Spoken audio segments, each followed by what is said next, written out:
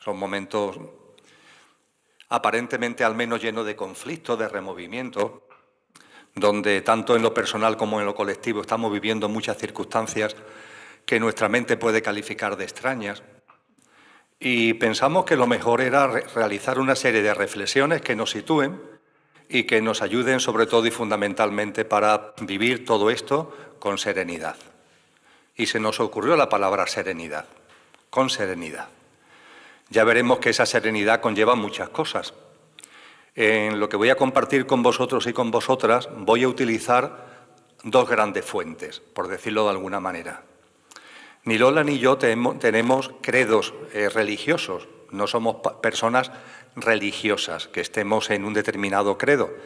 Sí es verdad que somos personas, o queremos ser, espirituales. Es decir, queremos ver la vida y queremos vivirla desde una perspectiva trascendente, en el entendimiento de que hay una realidad aparente, pero por debajo de esa realidad aparente hay otra realidad que no se ve, que no se ve. Eso incluye a todo y, por supuesto, al ser humano. Vosotros y yo tenemos una realidad aparente, una apariencia, pero además de esa apariencia hay más, hay más. Hay una esencia de la que hablaremos, seguro, a lo largo de la tarde de hoy. Cuando hablo, por tanto, de trascendencia o espiritualidad, me refiero precisamente a eso. Me refiero a ver la vida no solamente por lo que aparece en el escenario, sino por lo que está más allá del escenario. Entonces, queremos vivir y queremos ver la vida espiritualmente, trascendentemente, aunque no tengamos ningún credo religioso en concreto. Yo diría que admiramos todas las tradiciones espirituales.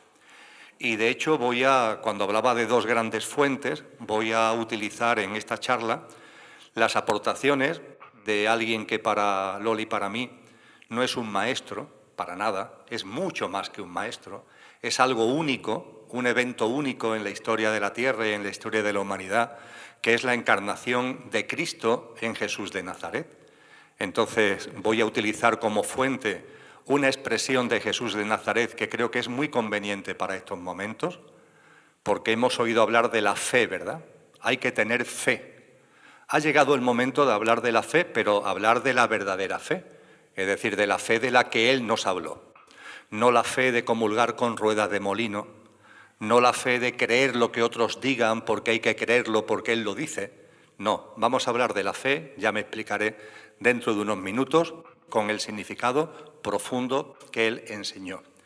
Y junto con esa figura inefable de Cristo Jesús, también voy a tener como fuente en la otra geografía, en la otra parte de la geografía de este planeta y de la espiritualidad, voy a tener como fuente a Siddhartha Gautama Buda, al conocido simplemente como Buda. Vamos también a beber de ese maestro, sobre todo y fundamentalmente para una expresión que él usa, que en los libros vais a encontrar como la acción correcta y que también merece la pena que profundicemos en ello. De tal forma que Jesús y Buda, la fe y la acción correcta van a ser los faros que nos van a guiar en esta tarde, insisto, para llegar a un puerto que nos aporte serenidad, que nos aporte paz, que nos haga entender que si suceden las cosas, todo tiene un sentido profundo. Cuando hablamos de que el 2020 fue un mal año, de que el 2021 fue un mal año, no es correcto. Esos son pensamientos de una mente dual, son pensamientos puramente mentales. La realidad es que todo es como corresponde. No tengáis ninguna duda que el año 2020, el año 2021, con todo lo que han movido, han sido exactamente lo que necesitabais vosotros, cada uno en particular, y cada una en particular, y la humanidad como tal. Una humanidad que está en avanzado estado de gestación de algo nuevo. No tengáis ninguna duda al respecto. Todas las tradiciones espirituales lo vienen anunciando, lo vienen diciendo. Llegará un momento determinado en el que esta generación humana haya dado de sí todo lo que podía dar, todo lo que debía dar, todo lo que le correspondía dar. Y cuando llegue ese momento, se abrirá un proceso para dar lugar a algo nuevo. Ese algo nuevo será una nueva generación humana. En el Evangelio de Mateo, en el capítulo 24, los discípulos le preguntan a Jesús: Maestro, ¿cómo será el final de los tiempos? Lo tenéis ahí en la Biblia, que muchos tendráis posiblemente en vuestro domicilio, en vuestro hogar. Y le preguntan: ¿cómo será el final de los tiempos? Y dice Jesús: no, de final de los tiempos nada. No van a acabarse los tiempos, no va a acabar la vida, no va a acabar la tierra, no va a acabar la humanidad. Olvidaros de eso.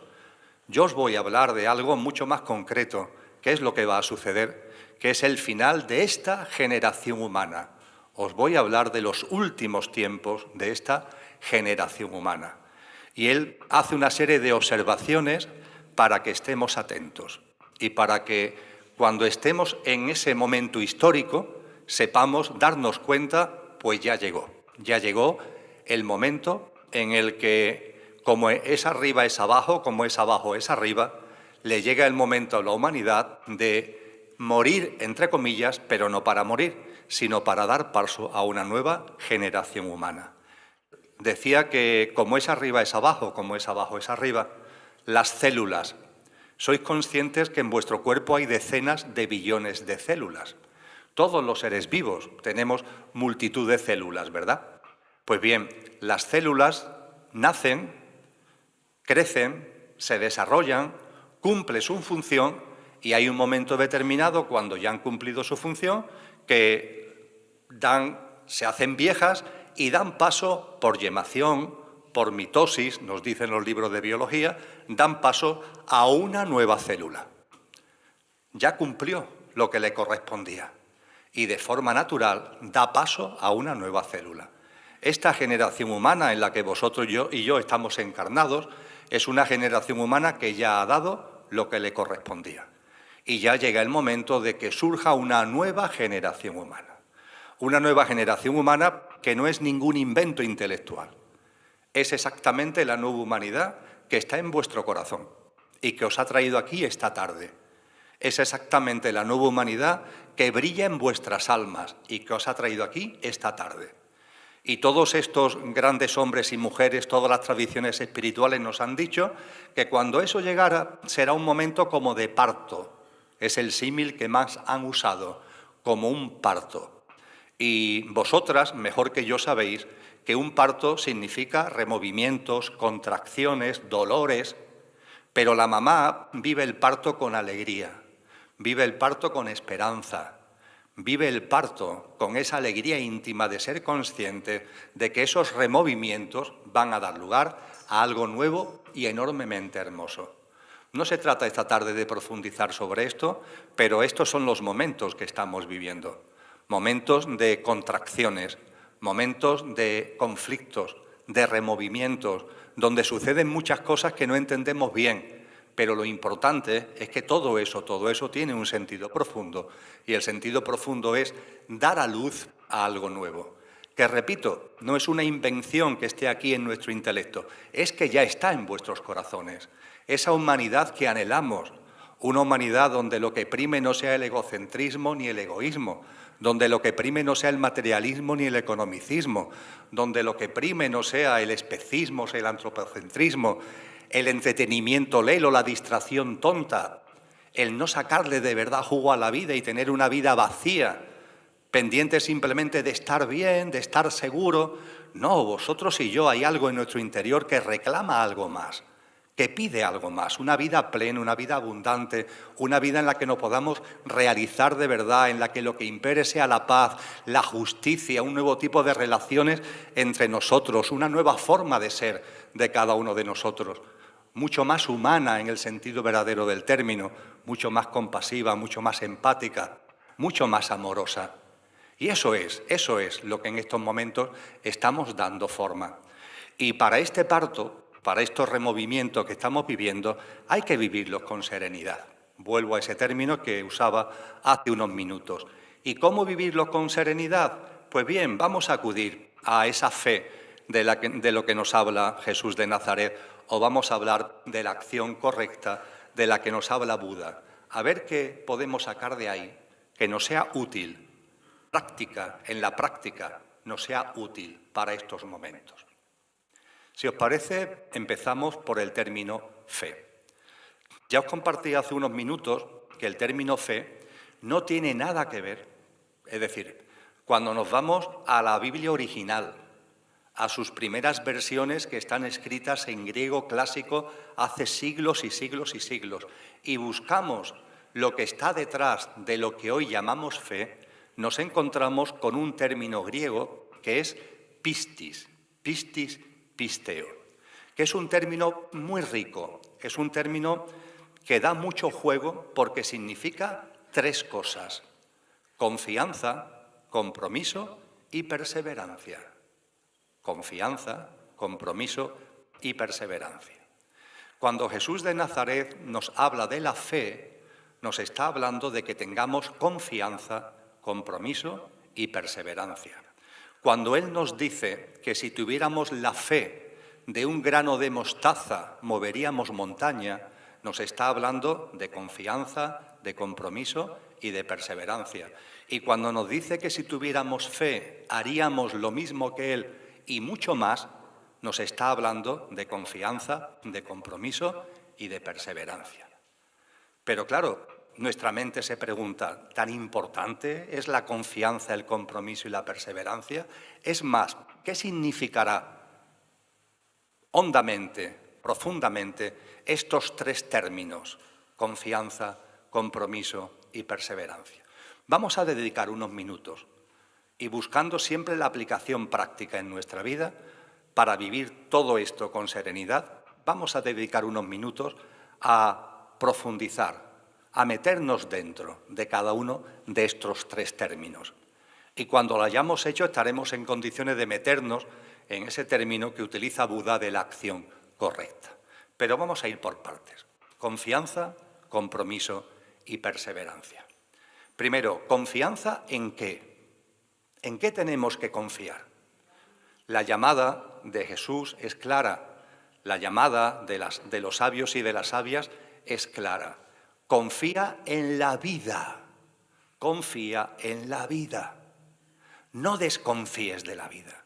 La vida merece toda tu confianza porque la vida te está permanentemente abrazando.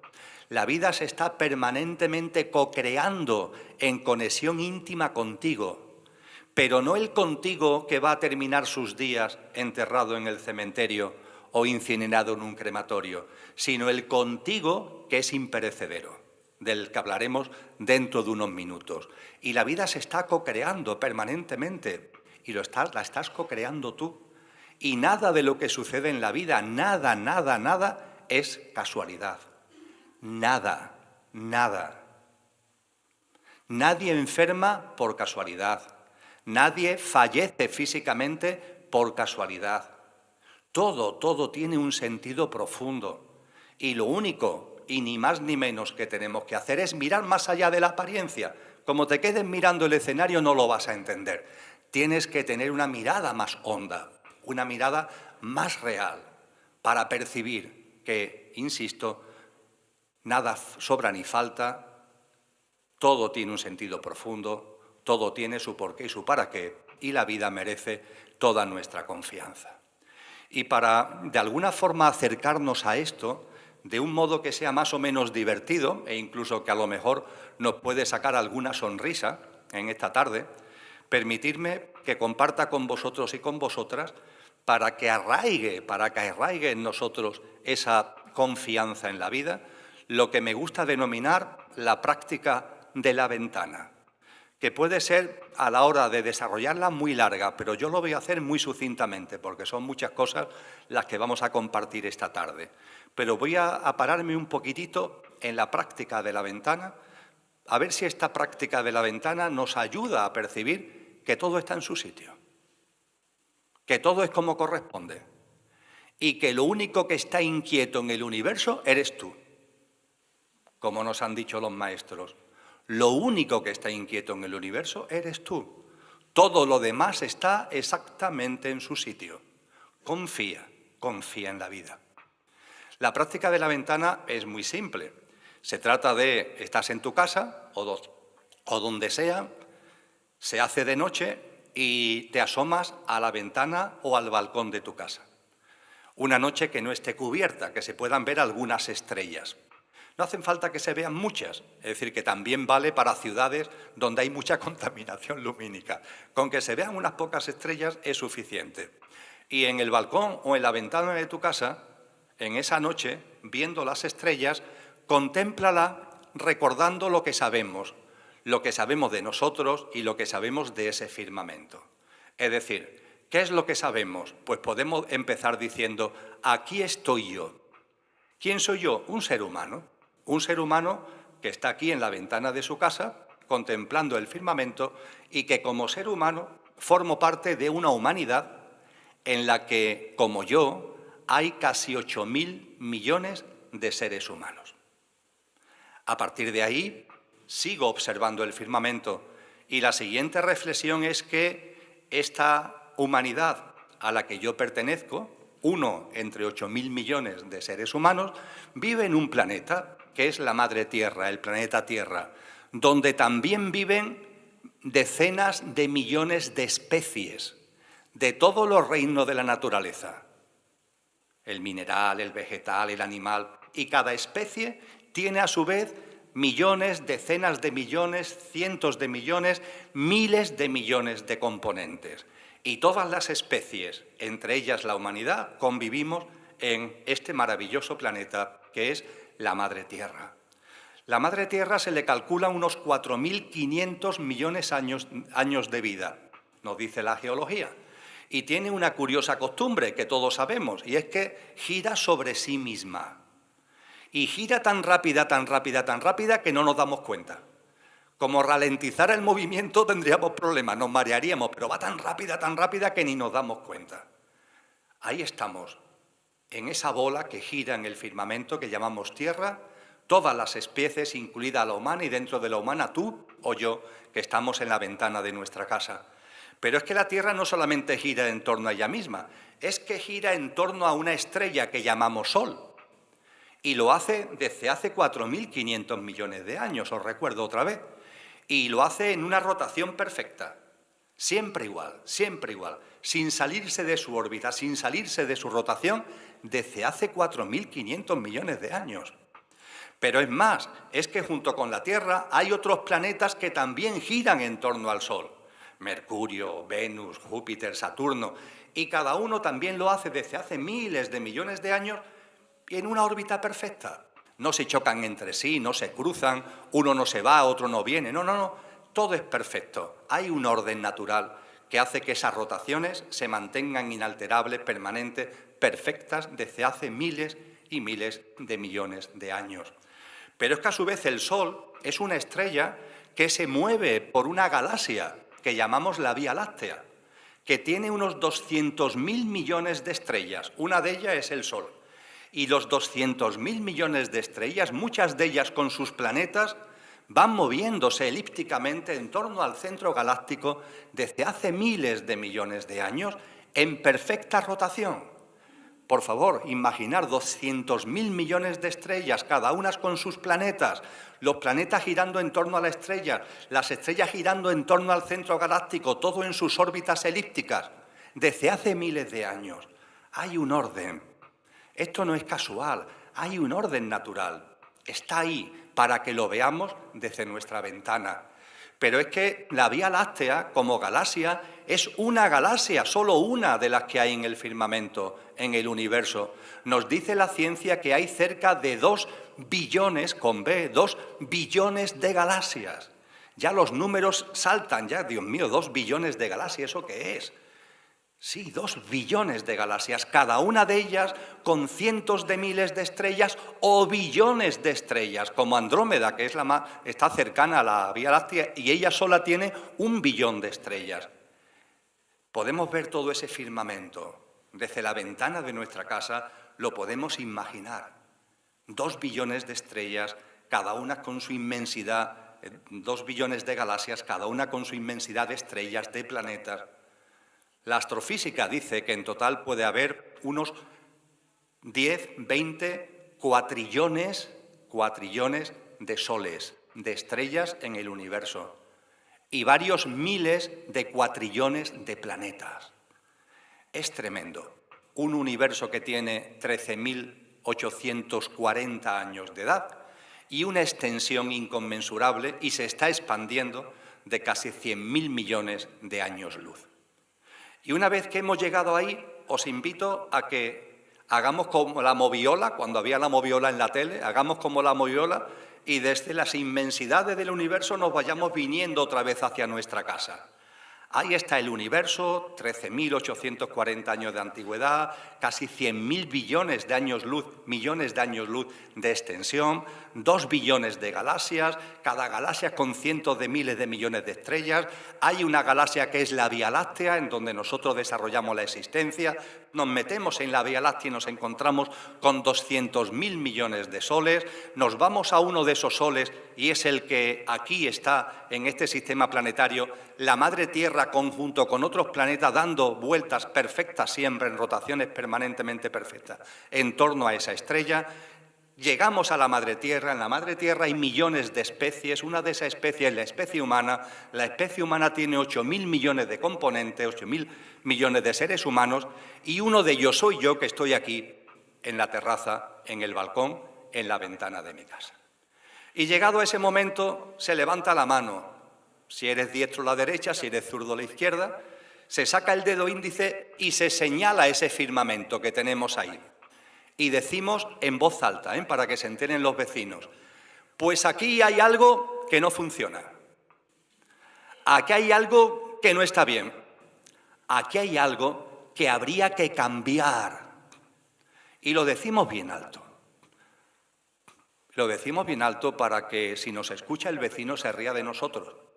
Pero lo más importante es que cuando levantamos el dedito para decir que aquí hay algo que no encaja y que hay algo que está mal y que hay algo que habría que cambiar, nos riamos de nosotros mismos. De nosotros mismos. ¿Cómo que aquí habría algo que cambiar? ¿No te das cuenta que todo está en su sitio? Y si todo está en su sitio, ¿cómo es que tu vida no lo está? Por pura deducción científica. Si el universo entero, con esta brevísima descripción de lo inconmensurable que acabo de hacer, todo está en su sitio, ¿cómo es que tu vida no está?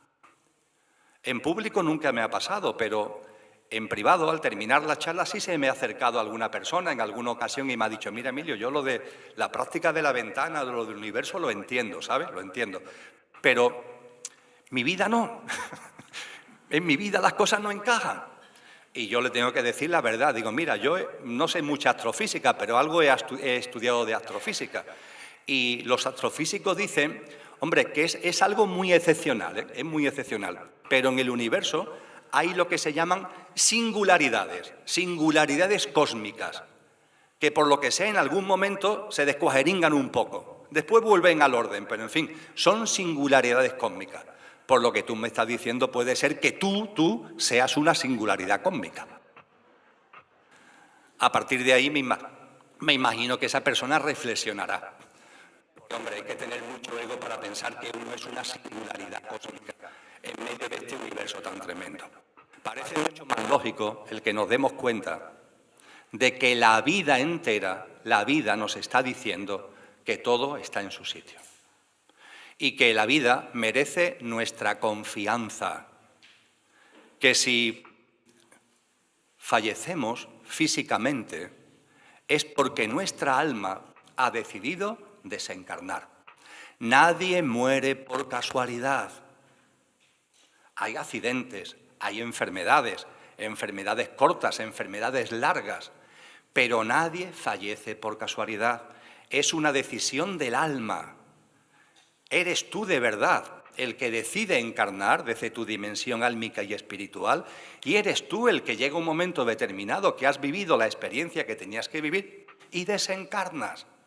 Y no solamente nadie muere por casualidad, nadie fallece físicamente por casualidad, sino que no es casualidad ni el cómo ni el cuándo.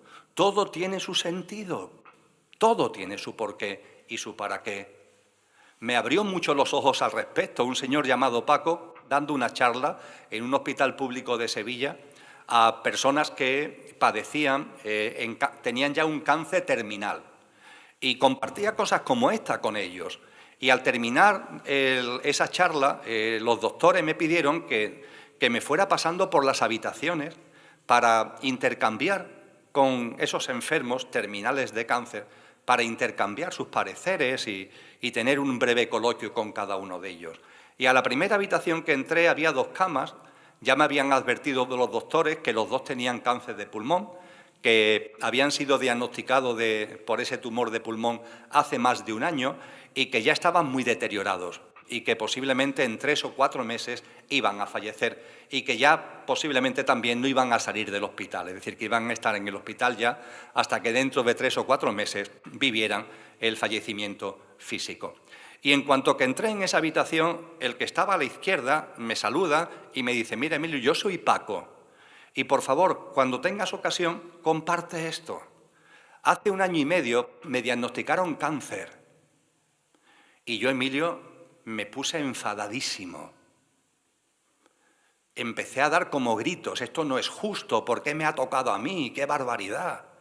Dice: lo cierto, Emilio, es que yo en aquel momento de mi vida era una persona rota. Pero era una persona rota no porque no tuviera éxito, me iban bien las cosas económicamente, pero era una persona que estaba siempre enfadada, siempre estresada, siempre con prisa y malhumorada, permanentemente solo del dinero y de lo material y de lo exterior. Y mi forma de ser había hecho que rompiera la relación con mis hijos. Mis 3 hijos me habían dejado de hablar. La relación con mi mujer se había estropeado enormemente. Y en ese momento llega el cáncer a mi vida.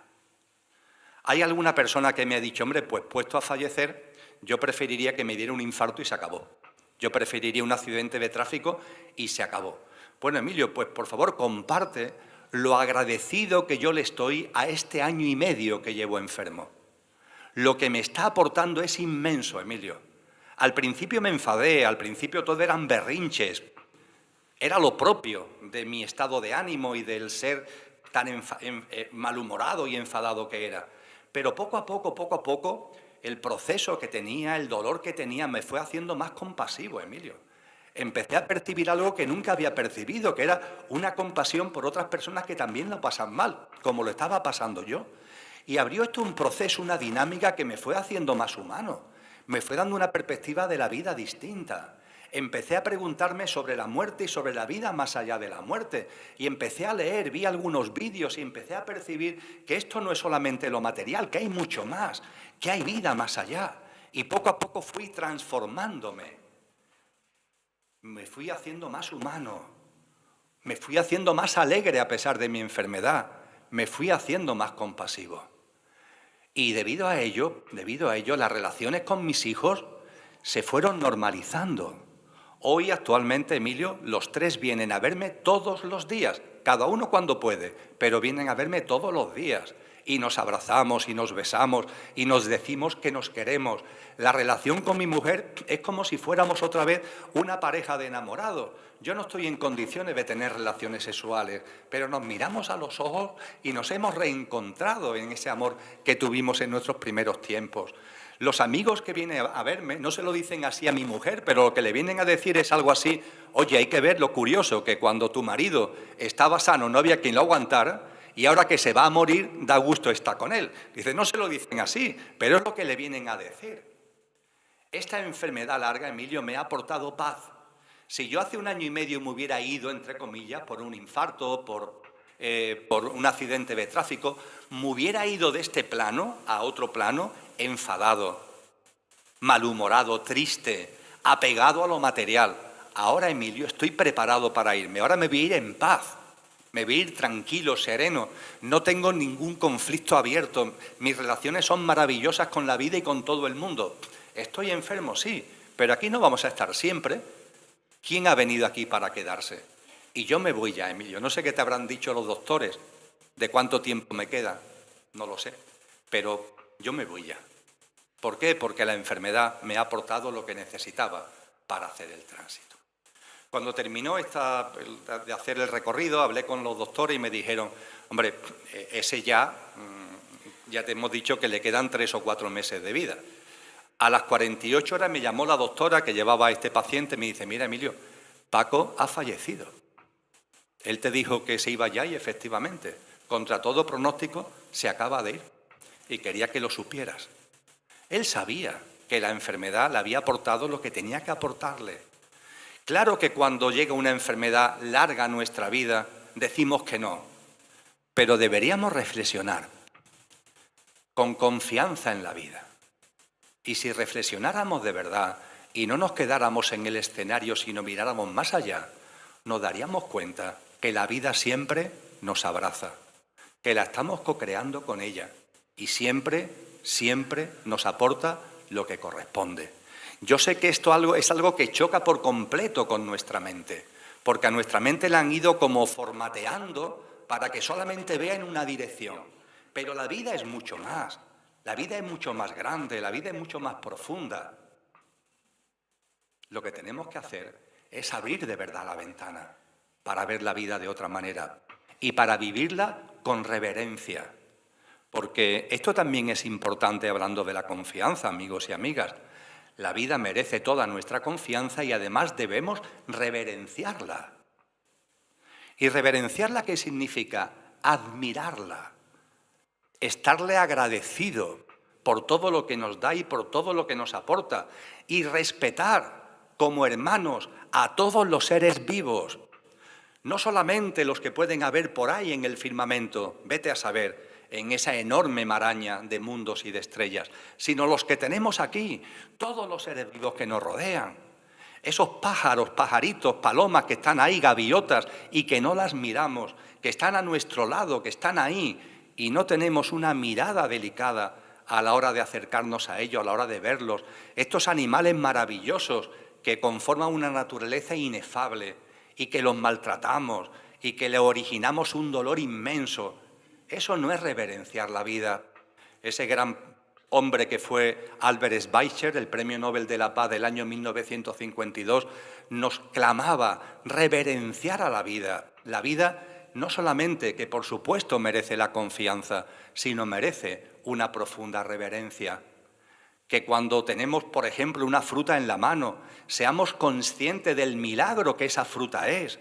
Daros cuenta que tú no te puedes comer la tierra, que tú no te puedes comer los vientos, que tú no te puedes comer las cacas de los pájaros, pero el naranjo lo hace por ti para darte una naranja, el manzano lo hace por ti para darte una manzana. Es un milagro de la vida, que ese naranjo, que esa manzana beban los vientos, se chupen la tierra, los excrementos de los pájaros, el agua de la lluvia y todo eso le dé una forma de ese fruto maravilloso que tú te puedes tomar y que ese manzano, ese naranjo, ese limonero te lo ofrece generosamente.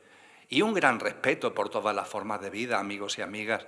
No es justo que nuestra alimentación se base en el daño a otras formas de vida. Eso no es justo.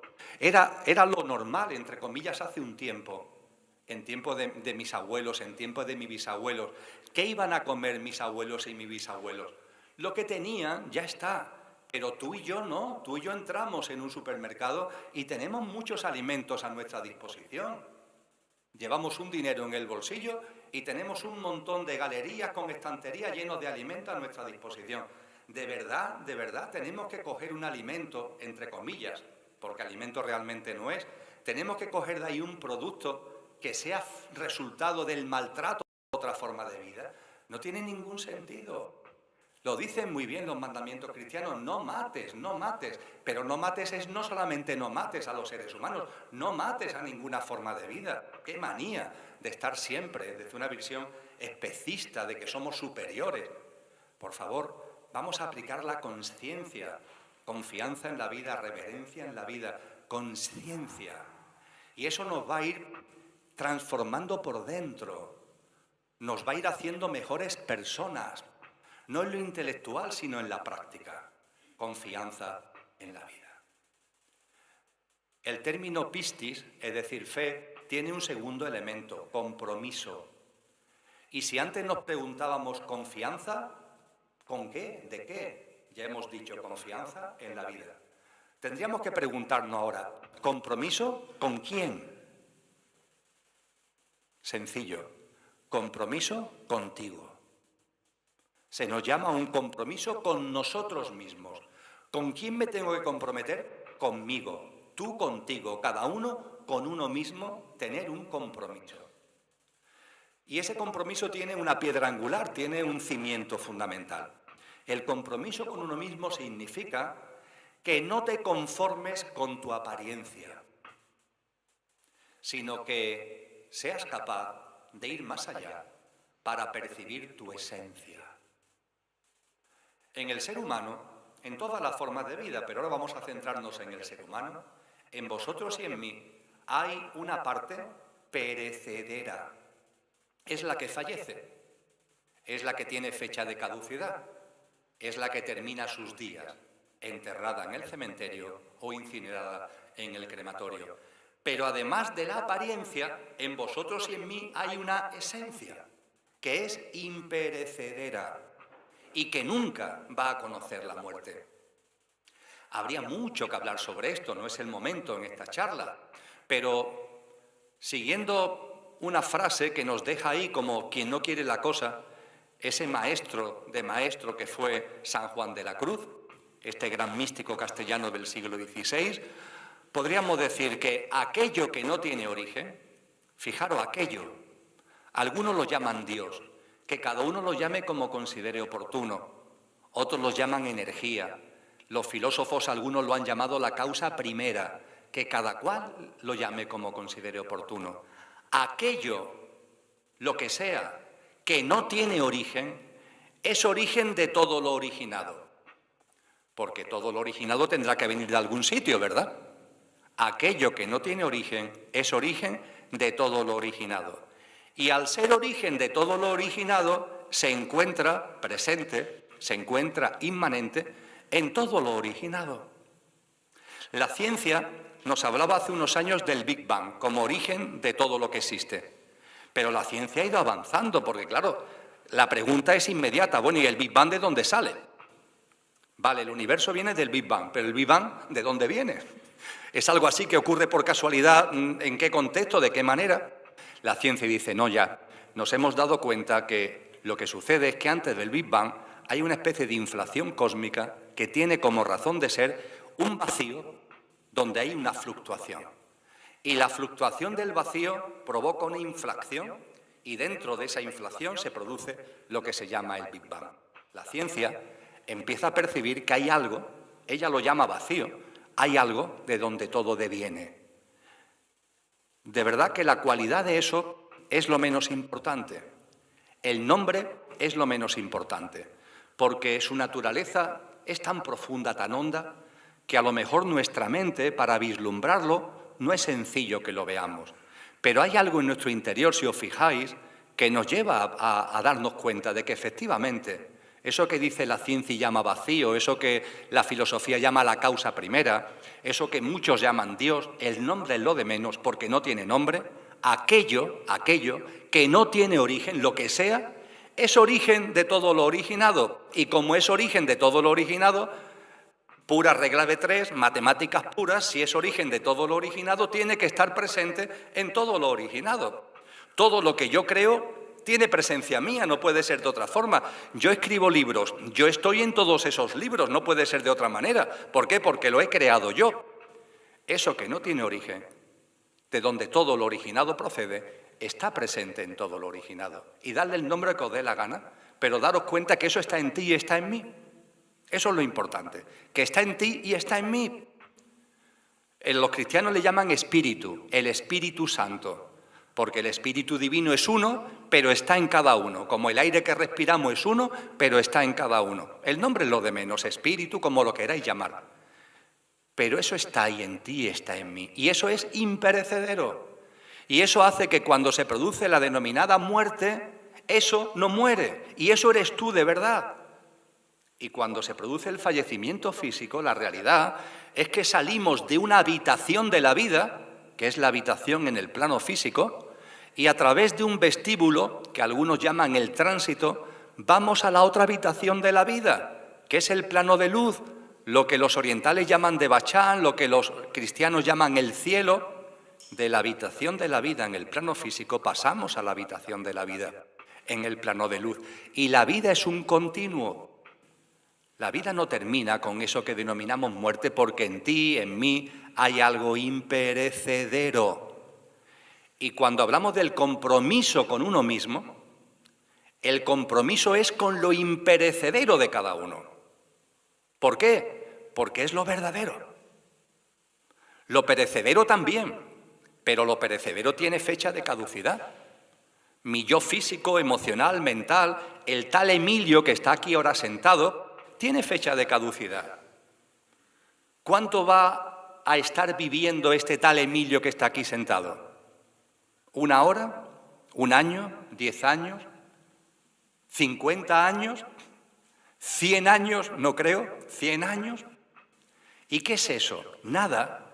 En un planeta que tiene 4.500 millones de años, en un universo que tiene casi 14.000 millones de años, ¿qué son unas pocas decenas de años? Ese tal Emilio tiene fecha de caducidad cercana.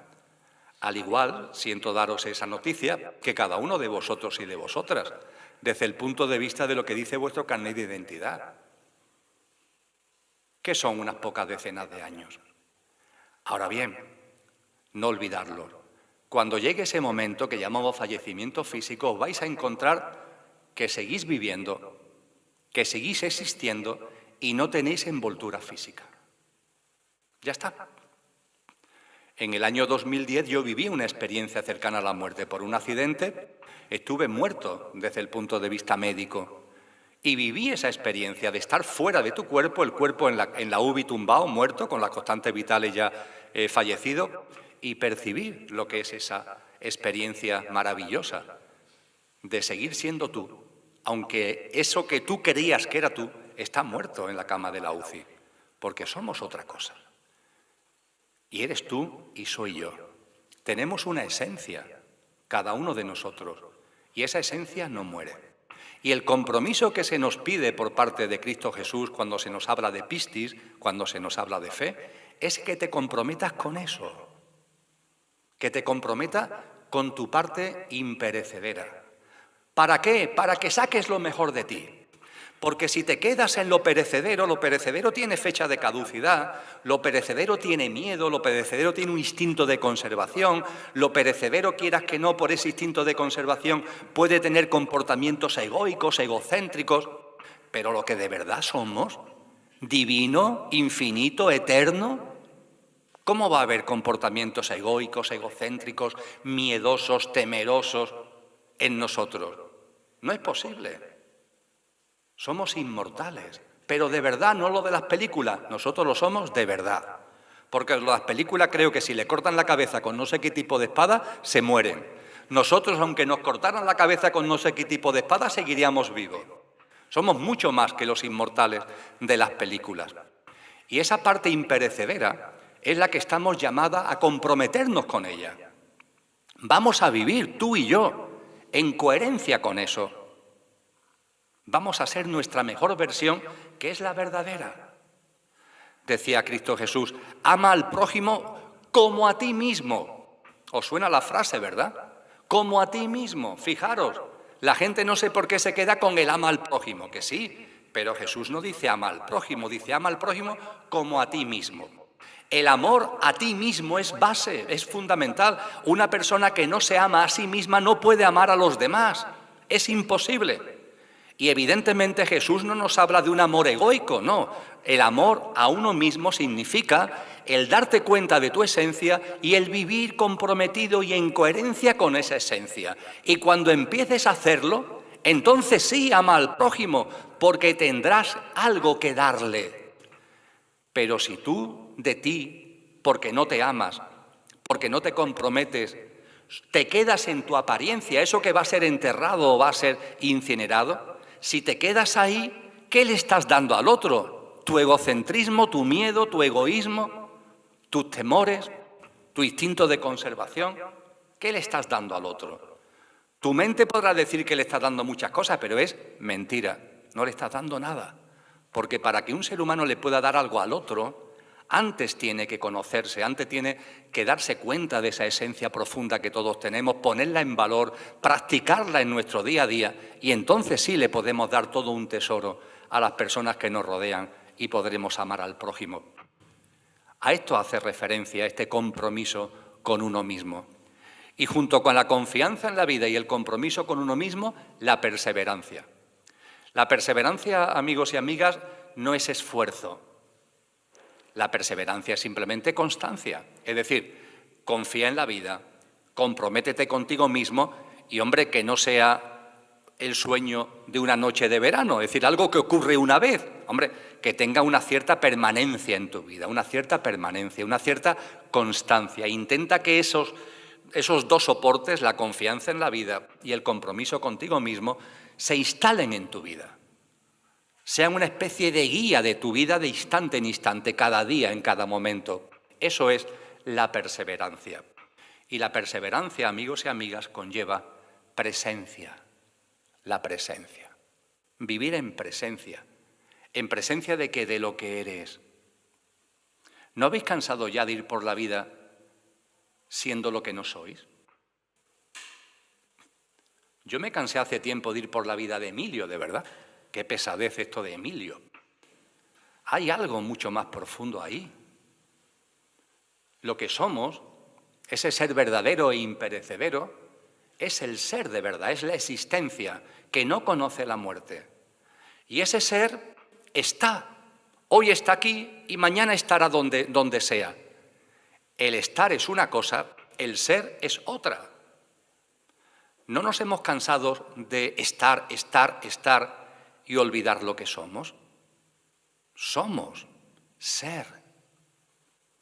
Y mi ser hoy está en Emilio, pero llegará un momento en el que ya no estará en Emilio, ni estará en este plano físico.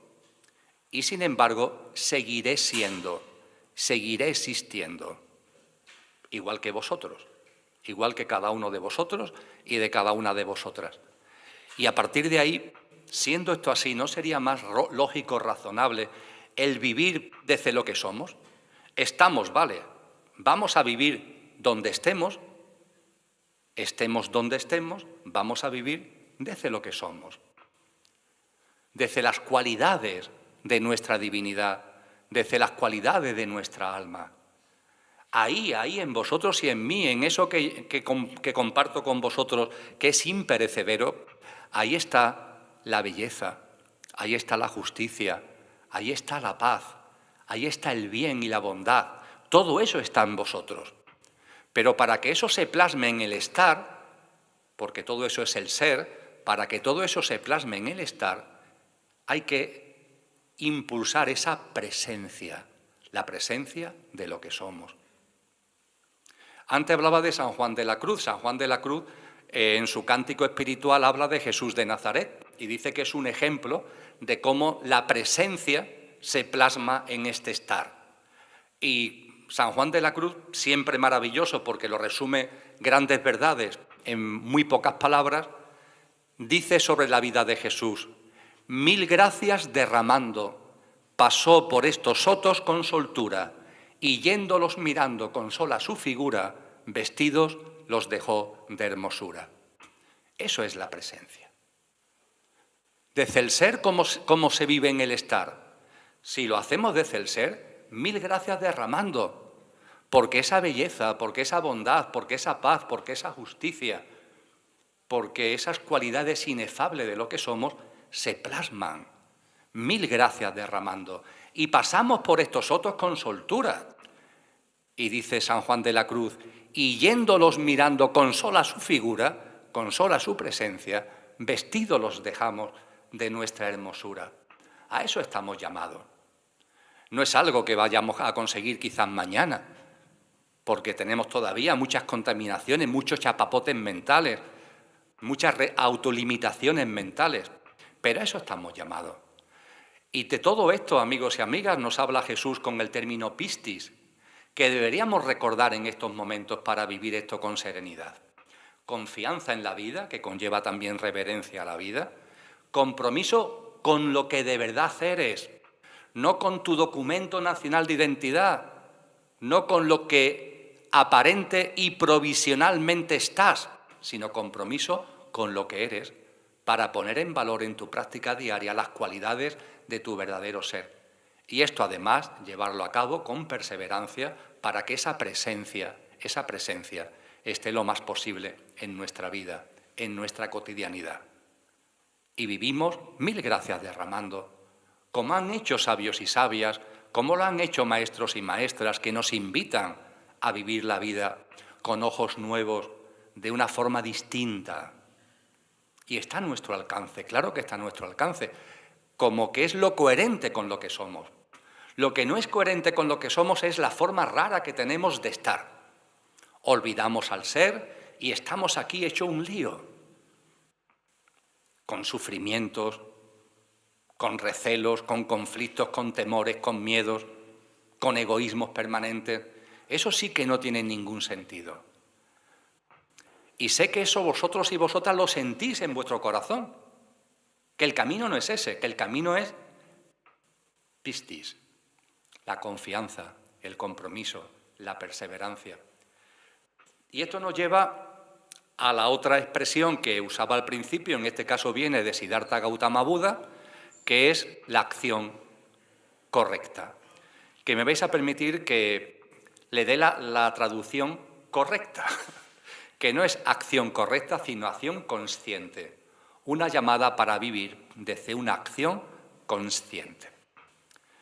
La acción consciente tiene un proceso que nos va a permitir llevarla a cabo. Vamos a hablar de la acción consciente, qué es lo que eso significa, pero antes voy a hablar de ese proceso que nos lleva a la acción consciente. El proceso que nos lleva a la acción consciente, los maestros lo han llamado la tríada perfecta. La tríada perfecta. 3 prácticas que desembocan en la acción consciente. Vamos a hablar de esas 3 prácticas que están ahí, en el armazón, en los cimientos de la tríada perfecta. Primera práctica de la tríada perfecta, confianza. Volvemos a lo mismo, otra vez aparece la confianza. Pues sí, la confianza es el primer eje de la fe, de pistis, y la confianza es el primer eje de la tríada perfecta que nos va a llevar a la acción consciente. Como ya he hablado de la confianza, no voy a volver a repetir lo que he dicho con relación a ella. La tríada perfecta empieza por la confianza. A la confianza le sigue la aceptación. La aceptación. La aceptación significa, amigos y amigas, vivir sin queja. La queja desaparece de nuestra vida. ¿Por qué? Porque vivimos en la aceptación. A partir de ahí la mente se mete por medio, claro, y se pregunta, entonces, ¿me estás diciendo que tenemos que resignarnos? ¿Me estás diciendo que tengo que meter en mi vida la resignación? Bajo ningún concepto. Desde luego que no. La aceptación no tiene nada que ver con la resignación. La aceptación no tiene nada que ver con la resignación, no tiene nada que ver con la impotencia, no puedo hacer otra cosa, me tengo que aguantar. No. La aceptación es fruto de la confianza. Confío en la vida y como confío en la vida, acepto. Como confío en la vida, acepto. Y percibo, desde esa aceptación, que todo lo que ocurre tiene un sentido profundo. Y ante lo que ocurre, lo hago mío, no como persona resignada, sino como persona sabia que confía en la vida. Os pongo un ejemplo muy tonto, pero tiene la virtualidad de ser del día de hoy. Hemos disfrutado enormemente el viaje a Barbate, el estar con Juan, el estar con Rocío, el conocer el almabrazos, el estar aquí con vosotros y con vosotras. Es un privilegio, es un gozo absoluto y completo.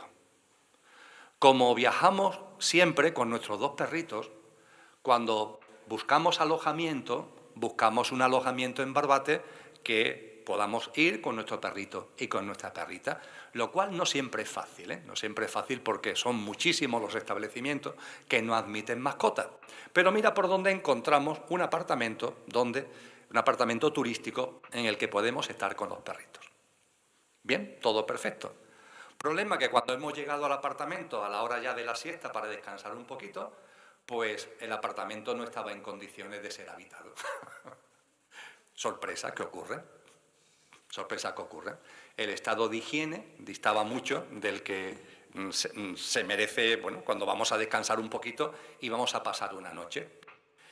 ¿Eso nos lleva al enfado? Hombre, simplemente a la persona propietaria se le dicen las cosas, mira, el apartamento está mal, no sé qué, tenlo en cuenta para el futuro. Nosotros no vamos a dormir aquí esta noche.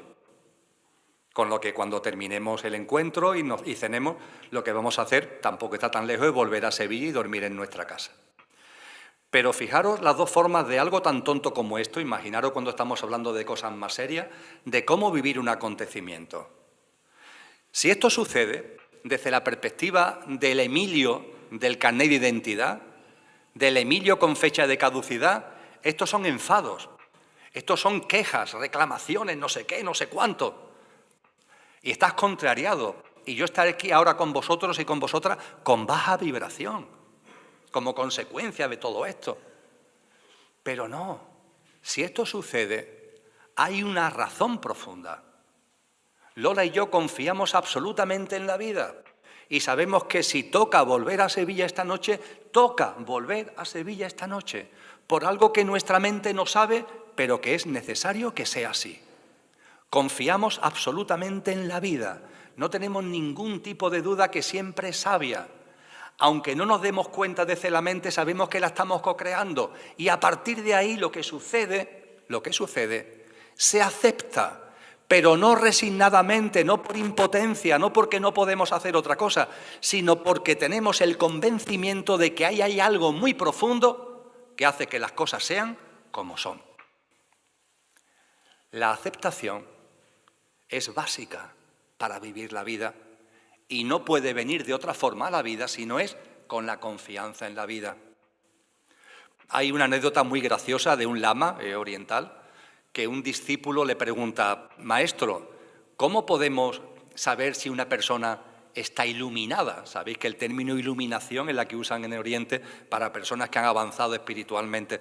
¿Cómo podemos saber si una persona está iluminada?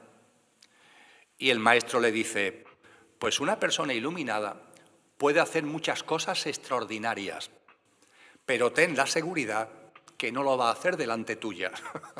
Con lo cual, eso no te va a servir de pista. Entonces, ¿cómo me puedo dar cuenta si hace cosas extraordinarias pero no la va a hacer delante mía? Dice, no la va a hacer delante tuya porque él es humilde, es modesto, y nunca va a hacer cosas para intentar de algún modo ganar la admiración, la sorpresa del otro o de la otra. No. Bueno, entonces, ¿cómo puedo darme cuenta que una persona es iluminada? Dice, es muy sencillo. Obsérvala y te darás cuenta que una persona que ha avanzado en el camino de la consciencia, en el camino de la espiritualidad, de su boca nunca sale una queja. De su boca nunca sale una queja. Y no sale una queja no porque se resigne, sino porque es sabia. Y como es sabia, confía en la vida. Y al confiar en la vida, la aceptación te desborda y te llena. La confianza conlleva aceptación.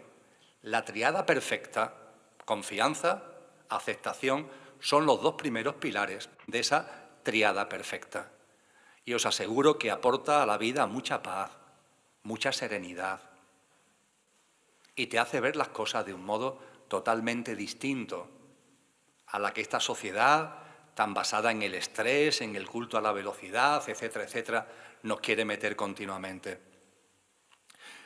Pero claro, es una tríada, confianza, aceptación y ¿qué más? Ese que nos queda es el no va más. Porque si cuando hemos hablado de confianza, de compromiso con nuestro verdadero ser, de perseverancia, o ahora estamos hablando de confianza, de aceptación, este tercer elemento de la tríada perfecta es para nuestra mente ya la locura absoluta. Porque vamos a hablar, amigos y amigas, del no juicio. Del no juicio. No juzgues. ¿Os suena, verdad? Lo dijo Jesús de Nazaret. Lo han dicho los sabios y sabias. No juzgues. No juzgues. Vive la vida sin juzgar. Vivir la vida sin juzgar significa que tiremos la balanza. No sé si os habéis dado cuenta, pero habéis asumido un trabajo horroroso que nadie os pide y por el que no os pagan, que es vivir con una balanza aquí en el hombro colgada. ¿No la habéis visto? Esa balanza que os lleva a estar permanentemente diciendo, esto está bien, esto está mal. Esto me gusta, esto me disgusta. Con esto estoy de acuerdo, con esto estoy en desacuerdo. ¿No os dais cuenta que cuando no vivimos desde el ser, sino desde el pequeño yo, permanentemente estamos juzgando todo lo que ocurre, es decir, juzgando a la vida, como si tuviéramos una balanza para decir esto está aquí porque me gusta y esto en el otro platillo de la balanza porque no me gusta y con esto estoy de acuerdo y con esto estoy en desacuerdo.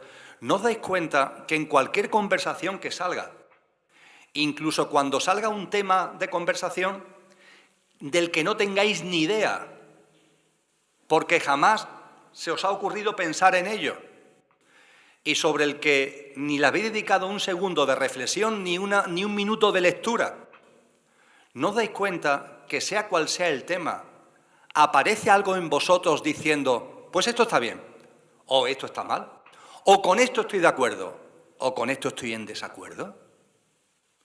Daros cuenta que vais por la vida con una balanza en la mano. Es un trabajo tremendo el que habéis asumido. Absurdo, por otra parte, como ahora compartiré. Y además no os pagan ni un céntimo de euro. Y ahí anda la gente con la balanza. Ah, esto sí, aquí, al platillo de la izquierda. Ah, esto no, al platillo de la derecha. Juzgando a la vida continuamente. Y juzgamos a la vida en lo que nos aporta bienestar y en lo que nos aporta malestar. Y lo que nos aporta bienestar lo queremos y lo que nos aporta malestar lo rechazamos. Y aquí está el platillo del bienestar, que lo que queremos es que tenga muchas cosas, cuanta más mejor, porque nos causan bienestar. Pero aquí está el platillo del malestar y lo que queremos es que haya pocas cosas, las menos posibles. Sabemos qué cosas tiene que haber, pero las menos posibles en el platillo del malestar. Y así vamos por la vida. Bienestar, malestar, cuantas más cosas en el bienestar mejor, cuantas menos en el malestar mejor también. Así andamos por la vida. Y cuando nos preguntamos ¿dónde está el sufrimiento? Ese sufrimiento que tiene tanta presencia en los seres humanos y en la vida en su conjunto. Cuando nos preguntamos ¿dónde está el sufrimiento? La persona con la balanza nos dice, hombre, Emilio, el sufrimiento está en el malestar. Aquí está, claro, las cosas que me hacen estar mal, ahí está el sufrimiento. No, reflexiónalo, obsérvate, recapacita. El sufrimiento no está en el platillo del malestar. Por supuesto, tampoco está en el platillo del bienestar. El sufrimiento está en la balanza. La balanza es lo que te hace sufrir.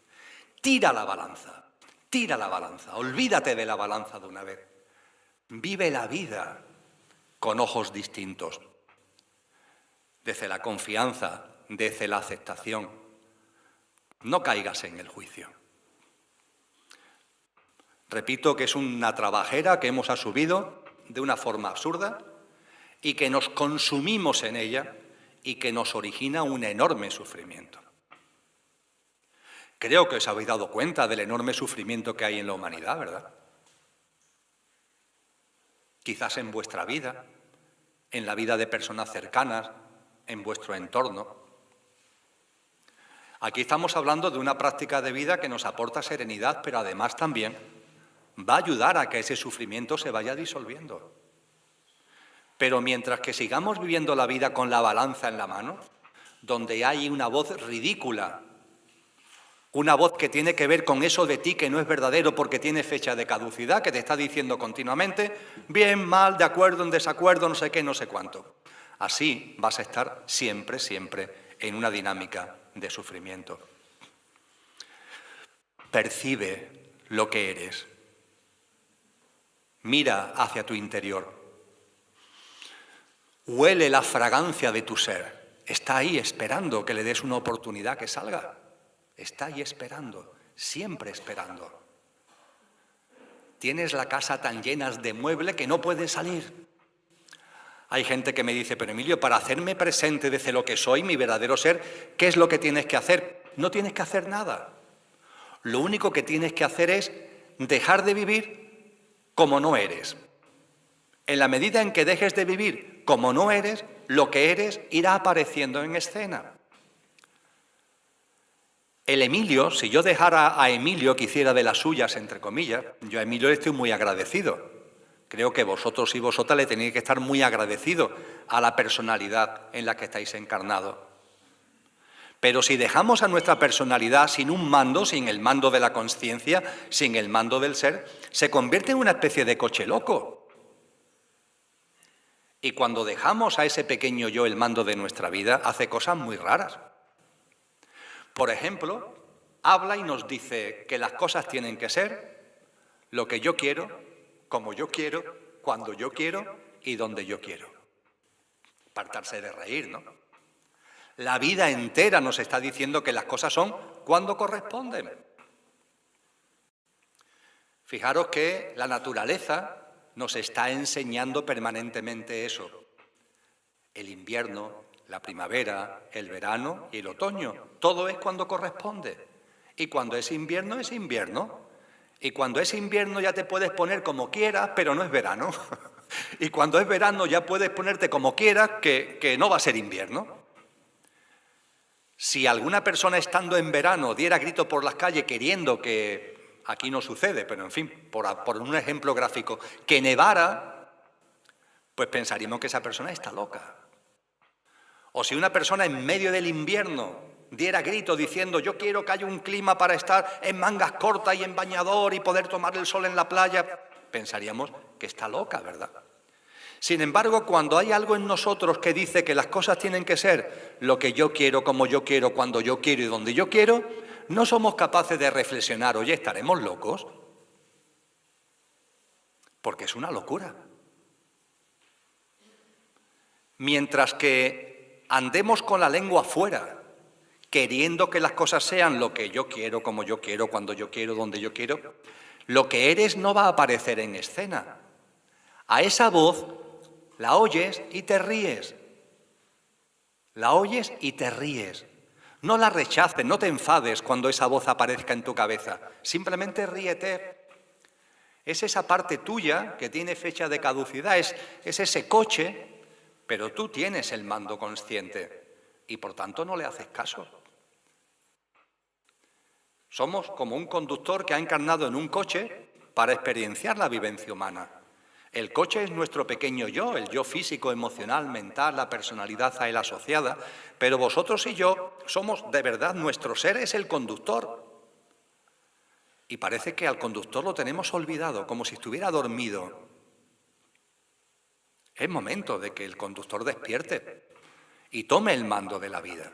Y cuando el coche enciende ahí algunos pilotos de miedo, el conductor tiene que evaluar, el conductor tiene que calibrar. Y cuando te dice eso de que las cosas tienen que ser como yo quiero, nos reímos. Son cosas del coche. No tienen que ver verdaderamente contigo. No tienen que ver verdaderamente conmigo. O cuando te dice eso de el consumismo, las propiedades, el dinero. ¡Uf! ¡Cuánta fatiga, cielo santo! De verdad, atesorar, retener, poseer. ¿No dais cuenta que eso es vivir la vida, perdonadme la expresión, estreñido? ¿Tanto retener? ¿Tanto acumular? tanto por ser, suelta, suelta hombre, suelta mujer, suelta todo eso. ¿No te das cuenta que eso te está comiendo por dentro? Que ese estreñimiento de estar royendo las entrañas. Suelta, suelta y aprende de los que entendemos que son sabios y sabias. El santo de Asís, Francisco de Asís, no se cansó el hombre de decir, necesito poco, y lo poco que necesito, lo necesito poco. Y este santo, Francisco de Asís, tenía más razón que un santo.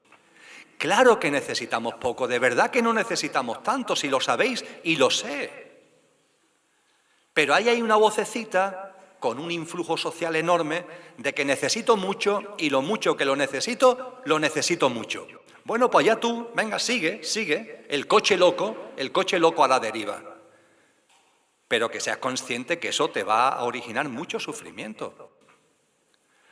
Hay un gran sabio de la Grecia clásica, maestro de Platón, que se llamó Sócrates. Os sonará quizá el nombre de Sócrates. Sócrates tiene una anécdota muy divertida. Aparte de algo tan divertido como que nunca escribió, y todo lo que sabemos lo sabemos por sus discípulos, por ejemplo, por lo que escribió Platón sobre él.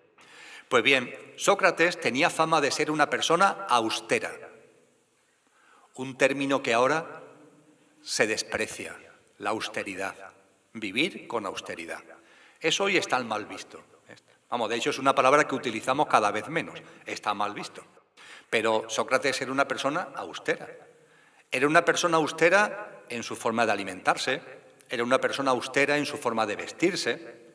Es decir, no tenía, vamos a hacer un salto en el tiempo, no tenía no sé cuántos pantalones, no sé cuántas camisas, no sé cuántos... No, tenía lo justito, para ir aseado, para ir bien, y se acabó. Tú abrías el ropero de Sócrates y tenía, bueno, pues unas cuantas prendas, lo necesario para ir aseado, para cambiarse de vez en cuando, pero sin ningún tipo de exceso. No tenía 10 pares de pantalones, 20 pares de zapatos, no sé cuántas camisas, no, lo justito, lo justito. Lo que le dice Jesús a sus discípulos, ir y lanzaros por el mundo, ¿y qué le dice Jesús? Una sandalia y 2 túnicas. Una sandalia y 2 túnicas. Cuando se rompan las sandalias, buscaros otras, pero solo cuando se rompan. Y 2 túnicas por respeto a los demás, claro, y a vosotros mismos, por una mínima regla de aseo. Ya está. Sócrates era austero. Repito, un término que hoy está mal visto. Y sin embargo, iba mucho al mercado de Atenas. El mercado de Atenas de aquella época, dicen los libros, que era una cosa tremenda. Era como unos mercadillos estos que se ponen actualmente, pero muchísimo más grande y con multitud de cosas que venían de todo el Mediterráneo. Era una maravilla ese mercado de Atenas. Y a Sócrates le gustaba ir al mercado de Atenas. Y los amigos, que sabían que era austero, le decían, vamos, Sócrates, pero si tú no compras nada, si tú eres la austeridad personificada, ¿por qué te gusta tanto ir al mercado? ¿Sabéis lo que respondió Sócrates? Pues sí, me gusta mucho ir al mercado y pasearme para darme cuenta de la cantidad de cosas que no necesito. Para darme cuenta de la cantidad de cosas que no necesito. La realidad, y lo sabéis, es que lo sabéis, es que no necesitamos tanto. Sí, hay una sociedad de consumo que no sé qué, no sé cuánto, pero eso es mentira. Y eso es un camino que nos lleva al sufrimiento, a la permanente zozobra. Cuando hablamos de este tipo de cosas, que no le sigas la vocecita a ese que quiere que las cosas sean como yo quiero, y cuando yo quiero, etcétera, etcétera, que no le sigáis el juego a esa vocecita que dice que necesito mucho, todo eso es falso, y lo sabéis. Estar atento a ese tipo de vocecitas, y cuando aparezcan en vuestra vida, sonreíros, y deciros a vosotros mismos, no, este no es el camino. El camino lo marco yo desde mi ser, y sé que este no es el camino. Y de esa forma la presencia de lo que sois irá apareciendo en escena. Y cuando lo que sois vaya apareciendo en escena, la balanza la vais a tirar. Porque os habréis dado cuenta que el problema está en la balanza, no en lo que llamáis malestar, no, el problema está en que estáis permanentemente en ese juicio a la vida. Tirar la balanza, con cariño. Seguramente os ha aportado experiencia que tenéis que vivir, pero ya está, ya está. La triada perfecta, amigos y amigas, es esto: confianza, igual que empieza por Piscis, confianza, la aceptación y el no juicio. Y la confianza, la aceptación y el no juicio nos lleva a la acción consciente. Y esto es muy importante.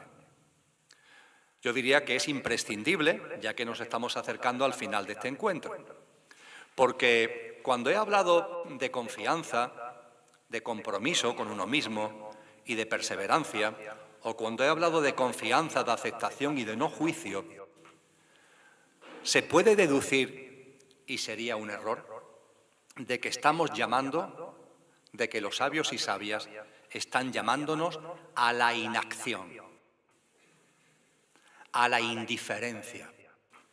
Hay personas que me lo dicen: bueno, Emilio, pero si acepto, si no juzgo, eso, ¿qué me estás diciendo? Que tengo que ser, lo digo desde el mayor cariño a esa forma de vida preciosa, que tengo que ser una ameba. ¿Qué quieres, que me convierta en una ameba? No siento, no percibo, no hago nada, todo está bien, no hay nada que hacer, no juzgo. Todo lo que vengo compartiendo con vosotros y con vosotras, reflexionadlo, por favor, ¿lleva a la inacción? ¿A cruzarme de brazos? Rotundamente no. Rotundamente no. Lleva a una acción, eso sí, que no tiene nada que ver con la acción del pequeño yo. Lleva a actuar, pero lleva a actuar de una forma consciente. Por eso se habla de la acción consciente. Fijaros, si cogemos personajes en la historia que hayan vivido con fe y que hayan practicado la triada perfecta, los dos que he citado como columnas vertebrales de lo que estoy compartiendo hoy, Jesús de Nazaret y Buda, están entre esas personas, ¿verdad?, que viendo la historia pueden ser que hayan vivido como ejemplo de Piscis, de fe y de la triada perfecta. Y conocemos algo de su biografía, ¿verdad? Nos han llegado datos, detalles, informaciones sobre su biografía. Con lo que sabemos de su biografía, estos personajes eran inactivos o eran activos. Eran radicalmente activos. Os recuerdo que Siddhartha Gautama Buda era un príncipe que vivía en un palacio aislado por completo de la multitud, que se le había preparado su padre, por cierto, para que estuviera alejado del sufrimiento del mundo. Y en ese palacio vivía con su mujer y tenía un hijo y vivía con todos los placeres y en medio de una enorme belleza. Pero Siddhartha Gautama Buda sintió algo fuerte en su interior, sintió una llamada, la llamada del ser. Y esa llamada del ser, esa llamada de la esencia, lo llevó a abandonar el palacio y lo llevó a meterse en el mundo, conmovido por el sufrimiento que hay en el mundo. Le conmovió hasta las entrañas tanto sufrimiento y se lanzó al mundo para entender y para ver si hay alguna manera de salir del sufrimiento, si hay alguna posibilidad de que el ser humano salga del sufrimiento. Y fue una persona tremendamente activa. Ya os digo, se podía haber pasado toda su vida retirado y no, se lanzó al mundo. Y nos dijo algo muy importante: la gran causa del sufrimiento es la ignorancia de lo que sois, que no os dais cuenta de lo que verdaderamente sois. Él habló de la ignorancia. La primera razón del sufrimiento humano, la gran razón del sufrimiento humano es la ignorancia. Pero no la ignorancia de las capitales de Europa, no la ignorancia de las banderas del mundo, no la ignorancia de la alineación del Barcelona, no, por favor, no. La ignorancia de lo que eres. Que eres divino y lo estás ignorando, que eres inmortal y no te das cuenta, que tienes una esencia imperecedera y la tienes metida en un cajón. Y la ignorancia de lo que eres es lo que te está originando el sufrimiento. Es la primera y gran razón, los kleshas que hablaba Buda, la primera y gran razón del sufrimiento humano. Y eso él lo percibió y lo compartió con nosotros porque lo vivió. Y lo vivió porque fue activo. No vivió retirado, oh no, yo soy muy espiritual y me quedo ahí en mi retiro. No, él se lanzó al mundo. Y sobre Jesús de Nazaret no tengo que deciros mucho, ¿verdad? Repasar lo que los evangelios cuentan de él en los años que conocemos de su vida, lo que se llaman los 3 años y medio de su vida pública. Si tenéis algún rato, es entretenido coger la geografía de Galilea, de Judá, de la Palestina de entonces, e ir viendo cómo los evangelios van diciendo dónde Jesús va moviéndose. Y cuando tengáis hecho el mapa de los movimientos de Jesús en esos 3 años y medio, eso lo coge uno de los psicólogos que están de moda actualmente y a Jesús le dan tratamiento de hiperactivo. No paraba, no paraba. Hay anécdotas en los evangelios que iba su madre y sus hermanos, lo dicen así los evangelios, porque querían hablar con él y cuando llegaban a un sitio ya se había ido Jesús porque ya estaba en el otro pueblo. Y cuando llegaban al otro pueblo ya se había ido porque ya estaba en el otro pueblo. Jesús no era un hiperactivo, Jesús era una persona comprometida consigo mismo y que al amarse a sí mismo desde su compromiso amaba al prójimo y estaba viviendo en servicio a los demás y no era inactivo. Él era el gran maestro de la fe, nos llamaba a la confianza, nos llamaba al compromiso y a la perseverancia, practicaba la tríada perfecta. ¿Cuántas veces nos dijo no enjuicies, no hagas juicios, acepta? Él era el maestro de todo esto y sin embargo era inactivo, era enormemente activo. La diferencia está en que esa actividad era consciente. Es decir, si yo actúo, me señalo a mí porque soy el que estoy hablando, pero vamos, podríamos hablar de cualquiera de vosotros y de vosotras, ¿eh? Si yo actúo como Emilio, mi acción no va a ser consciente. Es necesario que yo tome el mando desde lo que está más acá de Emilio, en lo que va a seguir vivo cuando Emilio deje de estar vivo, y actuar desde ahí. Si yo dejo que el que actúe sea Emilio, esa acción va a ser egoica. Si yo dejara que el coche fuera por donde le dé la gana, ese va a ser un coche loco. No, vamos a actuar desde el conductor, vamos a actuar desde lo que somos, y entonces la acción es consciente.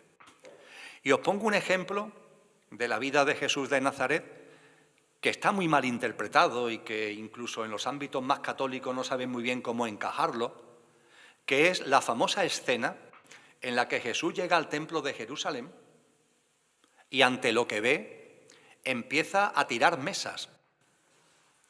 Empieza a decirle a los mercaderes, a los cambistas que están allí que fuera, que se vayan, que abre la jaula de los animales que estaban allí para ser sacrificados, animales de todo tipo, fundamentalmente aves.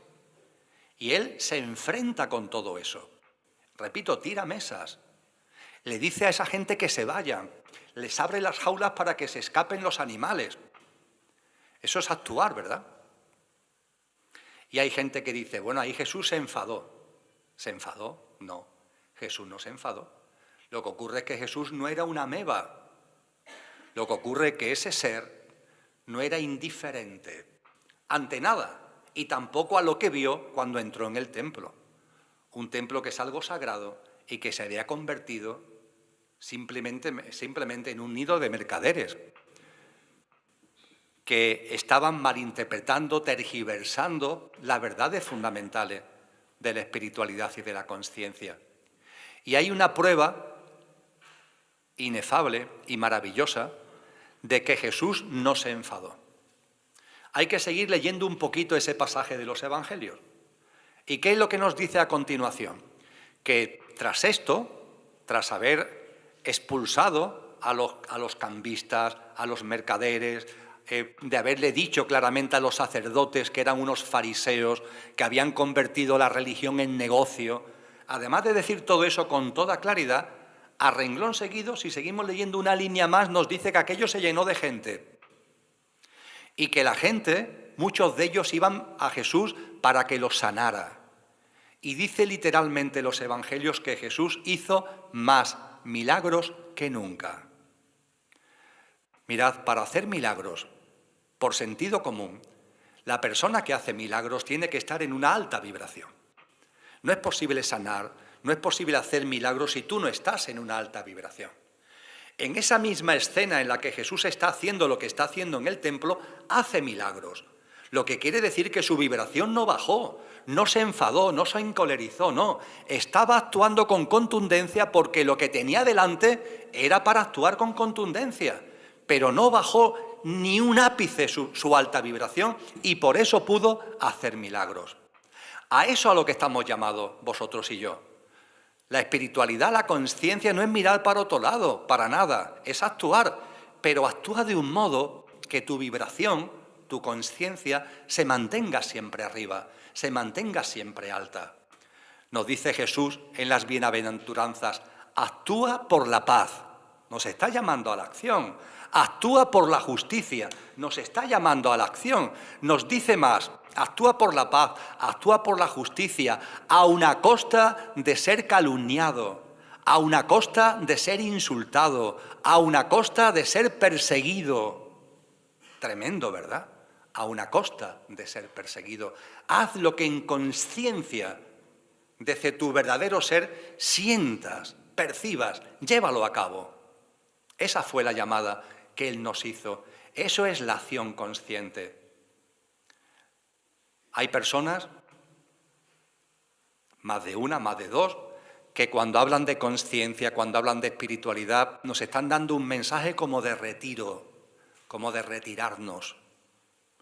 Pero la conciencia, la espiritualidad, no es un retiro. Ciertamente, una persona puede sentir en un momento determinado la necesidad de un retiro. Por supuesto que sí. Yo lo he vivido en mi vida, el sentir en un momento concreto estar retirado. Pero, ¿para qué te retiras? Para nutrirte y volver a la escena. Jesús, por ejemplo, antes de empezar la vida pública, estuvo 40 días y 40 noches retirado en el desierto. ¿Para qué se retiró en el desierto? Para meditar, para ayunar, para prepararse interiormente para lo que después iba a llevar a cabo. La retirada, entre comillas, per se, puede ser necesaria en nuestro camino de conciencia, pero ojo, no para quedarte retirado, sino para volver, para coger fuerzas y volver, con una mirada más limpia, con una conciencia más alta. Y vosotros y yo estamos llamados a eso. Vosotros y yo estamos llamados a no ser indiferentes ante lo que ocurre delante nuestra. Me sorprende la facilidad con la que tenemos de ser muy compasivos con lo que vemos en el telediario, con lo que vemos en la televisión. Pero oye, lo que tenemos delante, ¿por qué esa compasión no lo tenemos con lo que tenemos delante? En la puerta de tu casa, quizás dentro de tu propia casa, ¿por qué esa compasión no lo tenemos con lo que tenemos delante? Pues muy sencillo, porque al pequeño yo le resulta muy fácil ser compasivo con algo que está viendo en una pantalla de televisor y que está pasando a miles de kilómetros de distancia, porque eso no compromete. En cambio, ser compasivo con lo que tienes delante tiene el problema de que te compromete, porque lo tienes delante. Y ahí no caben palabras, ¿actúas o no actúas ante eso que tienes delante? Y vosotros y yo sabemos que todos los días tenemos cosas delante que nos están llamando a actuar con amor, con compasión y desde lo que somos. Yo no estoy llamando aquí a que nos convirtamos en Teresa de Calcuta. Sé que todos tenemos muchas ocupaciones, tenemos muchas tareas, tenemos muchas obligaciones, ya tenemos suficiente con la cantidad de cosas que tenemos que llevar. Pero si tuviéramos una mirada compasiva, a veces, amigos y amigas, simplemente una mirada vale su peso en oro. El mirar a veces a una persona, simplemente el mirarla, simplemente el escucharla, no tienes que hacer nada, no le tienes que salvar la vida, no le tienes que cambiar la vida. A veces simplemente escucha, acompaña. Ese acompañamiento, esa escucha, esa presencia.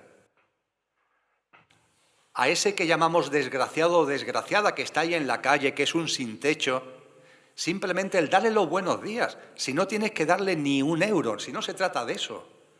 De verdad que le va a dar mucha más importancia a unos buenos días dados con cariño que a los 50 céntimos que tú le puedas dar o a los 10 euros. Mira a los seres humanos como humanos. Mira a todos los seres vivos como seres vivos.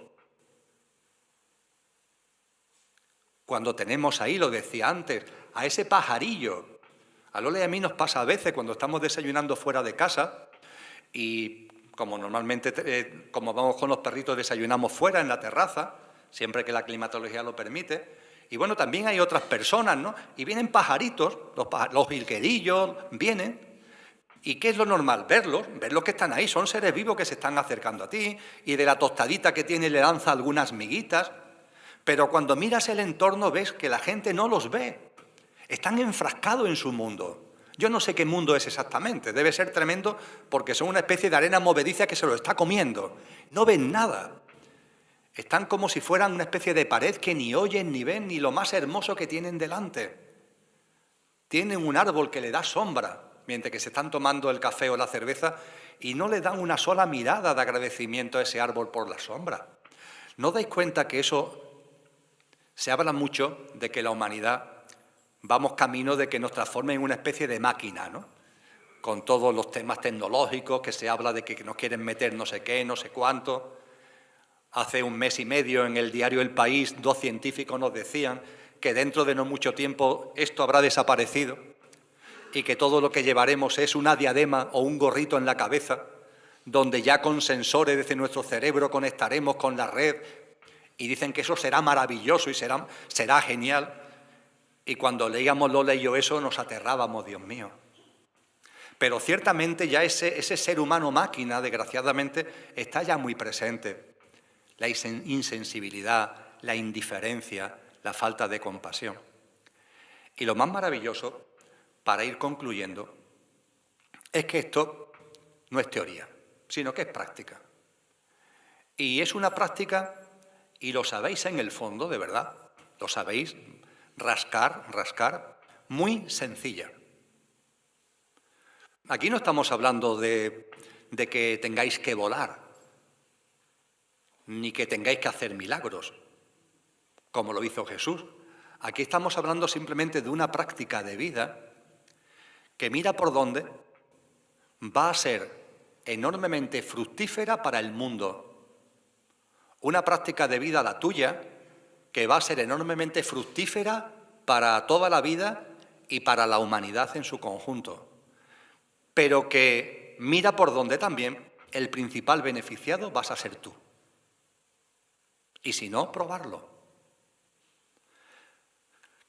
Hay una máxima, una especie de aforismo muy antiguo que dice: haz siempre lo máximo que puedas. Haz siempre lo máximo que puedas. Fijaros que cuando escuchamos esta frase nos solemos quedar en el comienzo. Haz siempre lo máximo. Pero la frase es más completa. Haz siempre lo máximo que puedas. El pequeño yo, el del carnet de identidad, es enormemente dado a decir: lo máximo es 10 y lo menos es 0. Pues el pequeño yo, el vuestro y el mío, es muy dado a decir: si no puedo hacer 10, no hago nada. Hombre, por favor, que no puedas hacer 10 no significa que no puedas hacer 7, o 5, o 3, o 1. No, o todo o nada. Es absurdo. El haz siempre lo máximo que puedas significa que si puedes hacer 3, no hagas 2, haz 3. Que si puedes hacer 7, no hagas 5 o 6, haz 7. El haz lo máximo que puedas no significa que hagas 10. Nadie nos está pidiendo que hagamos 10, para nada. Sí hay un mensaje claro de la conciencia que hagas lo máximo que puedas. Y si es 1, haz 1 y bienvenido sea. En todo lo que estamos aquí compartiendo sobre confiar en la vida, sobre reverenciarla, sobre el compromiso con tu verdadero ser para que cada vez haya una mayor presencia del mismo y hacer eso con cierta perseverancia. Esa confianza que te lleva a la aceptación, a la no queja, que te lleva al no juicio y todo ello que desemboca en una vida que no es inactiva, que no es indiferente, sino que es comprometida, que es de acción consciente. Todo eso, nadie nos pide que lo hagamos a nivel 10. Entonces, ¿a qué nivel lo hacemos? Al que puedas. ¿Lo puedes hacer a nivel 2? Pues por favor, hazlo a nivel 2. No vale el decir, no, como no puedo llegar a 10, no hago nada. No, hombre, no. Si puedes hacer 2, haz 2. Y yo os aseguro que vosotros y yo tenemos capacidad y posibilidades de no quedarnos ni en 2 ni en 3. Yo sé que vosotros y yo tenemos capacidades, por lo menos de llegar al 5. Bueno, pues vamos a vivir la vida practicando ese 5. Con esa nueva mirada, una nueva mirada que nos va a ir transformando a nosotros mismos. Repito que los principales beneficiados de esto somos nosotros. Por supuesto que le vamos a aportar mucho al mundo, a la vida, a la humanidad, pero los principales beneficiados vamos a ser nosotros mismos. Vais a ir notando en vuestro interior que algo va creciendo. ¿Qué es lo que va creciendo? Lo que sois. Y no es que crezca, es que se va haciendo presente. Está ahí ya en todo lo que es, no hace falta que crezca. Ese crecimiento me refiero al hecho de que cada vez se va a hacer más presente. Y esa presencia os va a ir llenando de una mirada nueva. Decía Elena Blavatsky en un libro llamado La voz del silencio, monta el ave de la vida. Este libro no se refiere a los trenes de alta velocidad, entre otras cosas porque está escrito en 1891. Entonces, cuando se nos dice que montemos en el ave de la vida, ¿a qué se está haciendo referencia? A que vivamos la vida con perspectiva. La fe, la triada perfecta, la acción consciente nos elevan. Hacen que podamos ver el bosque. Los árboles ya no nos impiden ver el bosque, ya podemos ver el bosque. Y vamos percibiendo esa fragancia que hay en todo. Vamos percibiendo los patrones, las pautas que hay en todo. Vamos percibiendo que no hay casualidades, sino que todo está lleno de causalidades y de sincronías. Vamos percibiendo, como he dicho un montón de veces esta tarde, que la vida nos abraza, que la vida merece toda nuestra confianza. Vamos a ir percibiendo también que eso que está en mí profundo está en los demás, aunque ni se den cuenta, pero están en los demás. Porque cuando uno va conociéndose a sí mismo y va sacando lo mejor de uno mismo, también nos ayuda a saber que eso que tú tienes también está en el otro. Lo que ocurre es que el otro lo tiene metido bajo 7 llaves y va en modo coche loco y el conductor olvidado por completo, pero también está en el otro. Y tu sola presencia, no hace falta que hagas nada desde el punto de vista de hacer con las manos, tu sola presencia, a veces sí, conlleva hacer cosas con las manos, pero tu sola presencia, vuestra sola presencia, es transformadora. En todo lo que estamos viviendo hay personas que me dicen, pero Emilio, ¿yo cómo puedo hacer para que mi ser querido, para que mi pareja, para que mi padre, para que mi madre, para que mi hermano, que ahora tenemos como mucha confusión, como muchos conflictos, todo está muy tenso, ¿qué es lo que puedo hacer? Lo que puedes hacer y lo que debes hacer es vivir conforme a lo que eres. Y ya está. Si no hay que gastar palabras, si no hay que intentar convencer a nadie de nada. ¿Cómo se educa a un niño? ¿Con palabras? Algunos padres todavía lo creen. Es un gran error, ¿verdad? A un niño no se le educa con lo que se le dice. A un niño se le educa con lo que uno hace. Es el ejemplo que tú das. Eso es lo que vale. Tú a tu hijo le puedes dar grandes discursos. Como dicen los adolescentes, me estás rayando de la cantidad de discursos que les damos. Pero claro, si tú dices una cosa y después hace otra, a ese chico, a esa chica, a ese niño, a esa niña, con toda la razón del mundo le entra por un oído y le sale por otro. No hay que gastar tantas palabras, tanta saliva. el ejemplo. Tú vives en coherencia con tu conciencia y no tengas ninguna duda que eso va a generar una onda expansiva en tu entorno. Puede tardar más, puede tardar menos, pero no tengas ningún tipo de dudas. No quieras convencer a nadie de nada. Por cierto, no os quiero convencer de nada en absoluto. Todo esto que estamos compartiendo tenéis que pasarlo por el filtro de vuestro discernimiento. Tenéis que pasarlo por vuestro sentido común, que como bien dicen es el menos común de los sentidos, pero es que es enormemente importante el sentido común. Tamizarlo por ahí, pasarlo por ahí. Entenderlo como una lluvia que a partir de ahí tenéis que hacer con la lluvia lo que consideréis oportuno. Pero desde luego la mejor forma que podemos llegar a los demás es siempre con una práctica, es siempre con el ejemplo. Todo esto nos aporta una mirada nueva que nos permite vivir la vida de otra forma.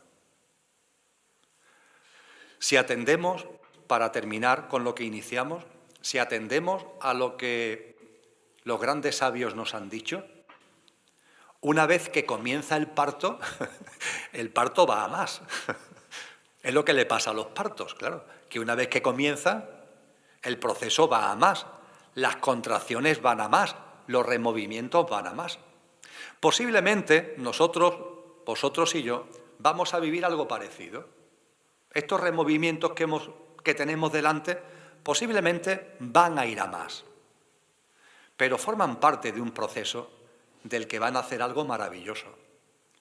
Y estamos en situación de vivirlo, aunque haya esas contracciones y esos removimientos, de vivirlo con paz, de vivirlo con serenidad.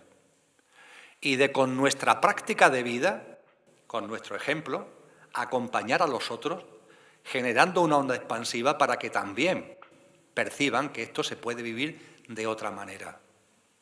Es un momento único, la verdad. Es una experiencia maravillosa la que tenemos delante. Estamos, amigos y amigas, en el gran huracán, en un huracán de magnitud aceleradamente creciente. Pero no olvidéis nunca que en medio del huracán, en lugar de intentar salir corriendo, que no es posible, en medio del huracán hay un sitio en el huracán donde no hay viento, donde la temperatura es cálida y el cielo está despejado. ¿Sabéis en qué parte del huracán sucede esto? En el centro. En el centro de un tifón no hay viento, curiosamente. En el centro de un tifón la temperatura es cálida y el cielo está despejado. Y vosotros y yo, esta experiencia de huracán en la que estamos, que va a más, la podemos vivir desde el centro del huracán.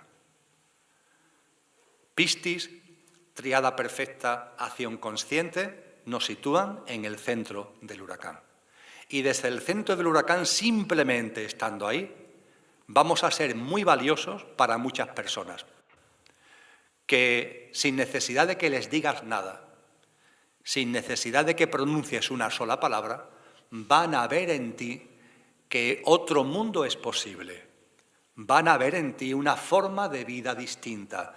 Van a ver en ti una mirada y una forma de ver distinta. Y cuando vean que eso te llevan a ti y te llevan a mí a estar más sereno, más en paz, más compasivo, ser mejor persona, cuando eso lo vayan percibiendo, no digo todos, pero seguro que más de uno y más de una van a acercarse también a ese centro del huracán. Una cosa es la consciencia personal y otra cosa es la consciencia colectiva. He estado compartiendo multitud de cosas que tienen que ver con tomar mayor consciencia, que tu consciencia, mi consciencia, se eleve, se expanda, aumente. Lo más importante, llegado a este punto, último minuto, es que os deis cuenta de lo siguiente. Es importante que tú avances en consciencia, es importante que tú crezcas en consciencia, es importante que tú avances en ese camino del que nos habló Jesús, del que nos habló Buda, es importante que tú lo hagas. Sin duda ninguna lo es, claro que lo es. Pero no olvides lo que es realmente importante. Cada vez que un ser humano da un pasito en su consciencia, ese pasito en su consciencia lo está aportando al consciente colectivo de la humanidad. No olvidéis esto.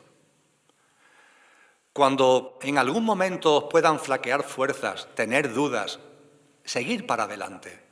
Y seguir para adelante no solamente por cada uno en particular. Recordar el hecho de que cada pasito que deis se lo estáis aportando a todos los seres humanos, también a vuestros seres queridos. Es lo que en psicología se llama el consciente colectivo. Y el consciente colectivo es algo enormemente hermoso. Aquí, que sabéis lo que es una playa y sabéis lo que son los vientos, es fácil de explicar. No es lo mismo dar un paseo por la playa con el viento en contra que con el viento a favor, ¿verdad? Nada que ver. Hoy no hay viento, me han dicho que estos días pasados hubo viento, de levante además, el típico y el tradicional aquí.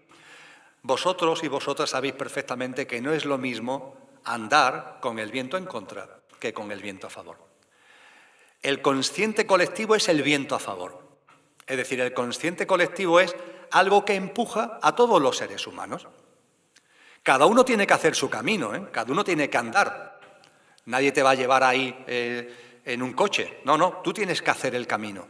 Pero coincidiréis conmigo que no es lo mismo hacerlo con el viento en contra que con el viento a favor, ¿verdad? Pues bien, el consciente colectivo es un viento a favor que facilita cuando cada uno se pone en marcha, facilita ese paso, facilita ese caminar, facilita ese sendero. Pues bien, ese viento a favor que es el consciente colectivo no se genera por casualidad, lo generamos los seres humanos. Cuanto más pasitos en conciencia demos más seres humanos, más fuerte será el viento del consciente colectivo. Y esto es lo realmente importante, amigos y amigas. Es importante la serenidad, es importante la paz, es importante la conciencia de cada uno en particular. Pero no olvidéis nunca, lo realmente fundamental es que con eso que estáis haciendo, con ese pasito que podáis dar, no se os pide un gran salto, no, con ese pasito que podáis dar, ese pasito automáticamente se incorpora a ese viento que es el consciente colectivo y está colaborando y ayudando a personas que están a miles de kilómetros de distancia, que nunca los vaya a conocer, pero que se están beneficiando de ese gran viento que además percibo que cada vez es más fuerte en la humanidad, aunque no salga en los informativos, aunque no salga en los medios de comunicación, cada vez es más fuerte en la humanidad y que nos está llevando a ir avanzando en un parto que no tengáis ningún tipo de duda que va a traer consigo algo muy hermoso. No caigáis en la esperanza mediocre. A veces nos dicen a Lola y a mí, yo tengo esperanza. ¿Esperanza de qué? De que las cosas vuelvan a ser como eran. Por favor, más de lo mismo. ¿De verdad esa es la esperanza a la que podemos aspirar? Más de lo mismo, más deshumanización, más alejamiento de la vida, más materialismo, más egoísmo. ¿A eso aspiramos? No, por favor, más de lo mismo no. Vamos a elevar la esperanza, vamos a elevarla en conexión con lo que somos y con esa esperanza nueva vamos a ser semillas de ese bebé, de esa nueva humanidad, que yo sé que ya muchos y muchas de vosotros y de vosotras estáis sintiendo con muchísima fuerza en vuestro interior. Muchísimas gracias, amigos y amigas, por vuestra atención. Ha sido un placer. Mucha esperanza y a disfrutar del camino.